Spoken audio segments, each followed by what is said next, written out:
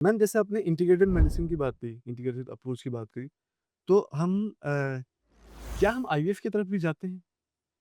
देखो फर्स्ट जो line of treatment है अपना वो तो आयुर्वेद ही रहता है, बट कुछ केसेस ऐसे होते हैं जिसमें हमें integrated line of treatment follow करना पड़ता है। जैसे मैं आपको एक एग्जांपल दूँ, अगर कई बार कोई फीमेल्स होती हैं, उनकी ट्यूब में बच्चा ठहर जाता है, आपने सुना होगा। जी। तो बच्चा अगर ठहर गया तो ट्यूब तो बच्चे के लिए बनी नहीं है, बच्चे के लिए तो यूट्रस बना है। पर समटाइम्स हमें पता चलता है जब वो 1 डेढ़ महीना हो जाता है और पेट में दर्द उठता है, तो पता चलता है कि जी बच्चा तो ट्यूब में ग्रो कर गया है। अब ग्रो कर गया है तो वो ट्यूब फट जाती है।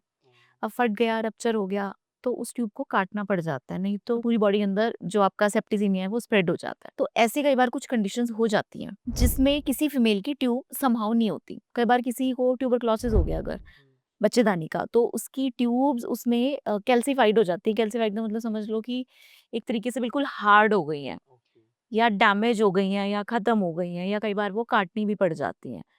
तो उन कंडीशंस में अगर आपकी ट्यूब ही नहीं है, तो आपका एग आएगा कहाँ से? ठीक है?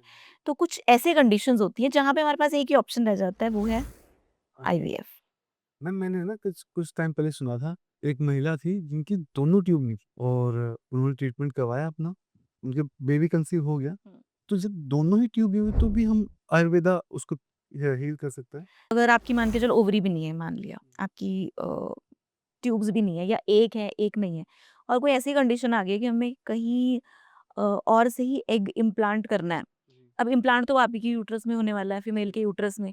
अगर वो यूट्रस ही सपोर्टिव ना हो, वहाँ पे कोई हार्मोनल इम्बैलेंस है, या वहाँ पे एंडोमेट्रियम अच्छी नहीं बनती, कम बनती है, ठीक है? तो उसकी वजह से भी अबॉर्शंस हो जाते हैं। तो उन कंडीशंस में भी हम कर सकते हैं, पर वो देखना पड़ता है पेशेंट टू पेशेंट, वो सारी चीज़ें आपकी वेरी करती हैं।